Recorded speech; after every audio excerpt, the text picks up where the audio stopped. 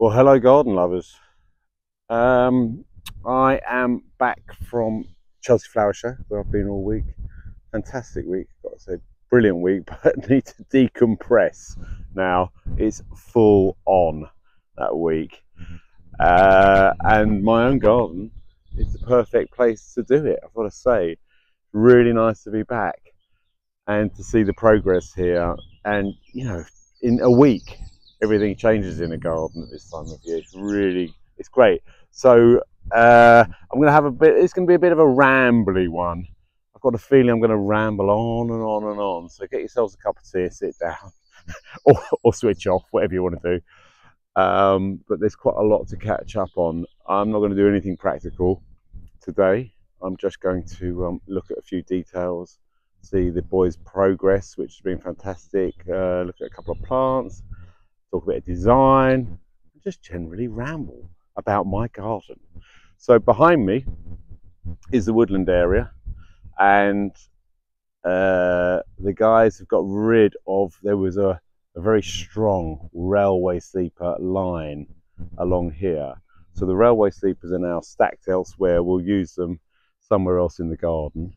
And already it's softened the feel of how the garden looks. And also these beds behind me will start spreading into the lawn a little bit through manipulation. I'll dig up clumps and move them across.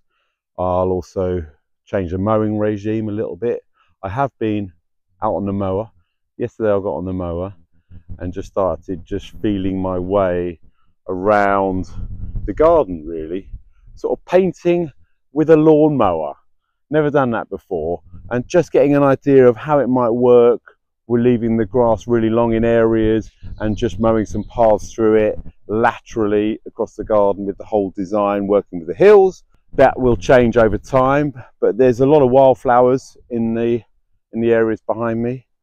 So I'm just going to sort of encourage those, and I'm going to plant into them, and there'll be some trees and shrubs going in at a later date. But yeah, it just sort of starts giving a feel of organization. And then the woodland area behind me is beautiful. The Camasias, the white Camasias flower later. So they've started, well, they're flowering, they're doing very well. And as are the nectaroscordums, which are absolutely beautiful. The bees and the pollinators are all over them.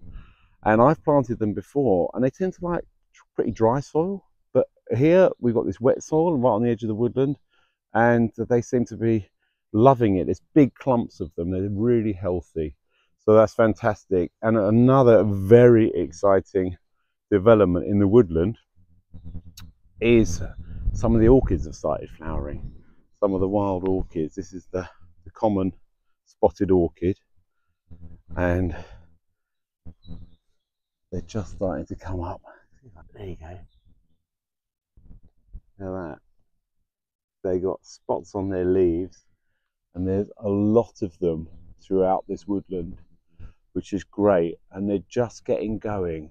So they should flower for quite a long time, make themselves known. And also we've got a lot of yellow rattle in the woodland, which is great. Now yellow rattle is a really good plant if you want to grow wildflowers, because it's semi-parasitic on grasses. So basically where grasses are really strong and taking over, the yellow rattle sort of kills it off, basically weakens it, and creates an opportunity for more wildflowers to come in. And then it seeds around, and it has really big years and sort of lesser years, but it's lovely to see in the woodland, and it's in other areas of the garden as well. So that's doing a really important job.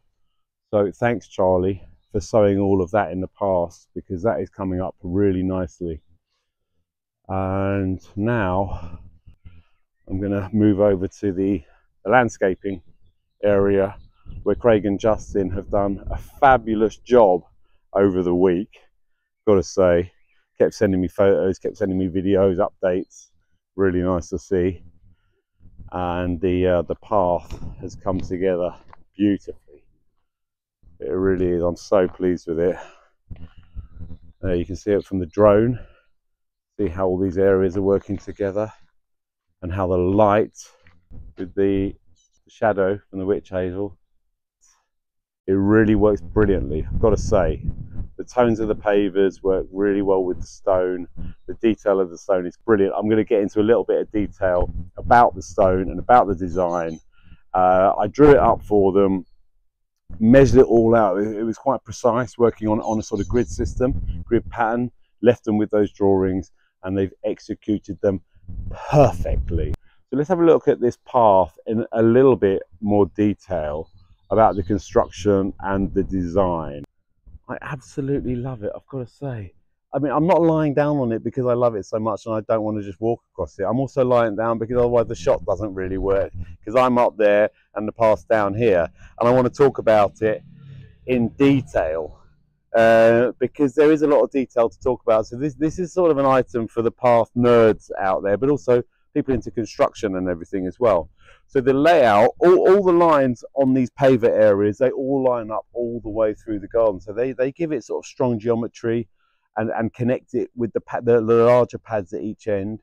And then the crazy paving pads that run across are also in 1 meter pads. So they're not just large areas of crazy paving that weave together. There's actually, well, you can see it here. This line here is cut into a pad here, and then we've got a pad of the pavers as well, and that runs all the way through the garden. They're about 7mm gap, so that's really nice and crisp, and that's important. If they're wide, it looks a bit chunky, a bit too rustic, and it wouldn't work with the pavers. So the idea of getting that detail and that precision in is really important to me, and it was important to Craig and Justin as well, who built this so beautifully. This is roughly central. This one's quite big. This is a 3-meter pad. From here, well, Justin and Craig think I'm hysterical every time I say pause. The idea is there is a pause, and then you walk off through here. And when they're dry, the colours all come together beautifully, I think, because I think that the colours on these pavers are picked up in the stone. There's a little bit of grey, light grey, dark grey, a little bit of yellow, a little bit of buff, and it helps weave them together. So this is the perfect material. And I'd like to thank London Stone, actually. These are called Groma Antica Chelmer Valley pavers, and I'd like to thank London Stone for being so patient with me choosing them, and that's where I bought them from. But also, another detail is the haunching, and we'd like to talk about haunching, and they've done a really good job on that, because I want to be able to plant right up to the edge of this paving, and I want to soften the edges. But also, yes, some people are asking whether I'll grow some plants in the gaps of the crazy paving areas. Yes, there will be some self-seeding in there as well. I'm going to use a fine limestone sort of dust to point this with as a grout, as you know, call it grouting indoors, pointing outdoors, and that's just going to be compacted down by hand. So that's going to be free draining. I don't want cement in the gaps; it just wouldn't look right, and eventually it'll crack over time. So something a little bit softer that's going to also, yeah, some plants will self-seed in it a little bit, and I can just weed them out when necessary. And I'm just going to see how that goes over time, the proportion of plants. But back to the haunching. So the haunching comes up halfway up the brick here, and it's sloping down, so that takes any rainwater away. But the key for me is to be able to plant right up to the edge of this paving. And if you haunch it sort of out there and down, you've got this big concrete edge, and you can't get the plants close to the edging. So here, this is just a little example. These are Coreopsis that I will be planting right along the edges to soften it all the way along. And I think that's the end of the sort of the nerdy path section. Oh, you know what? I'm so tired. I could actually, the sun's out. I might have a little 40 winks actually, just to catch up on my sleep that I lacked through the week. I hope no one in Dorset finds me doing this. I think they all think I'm a bit mad anyway.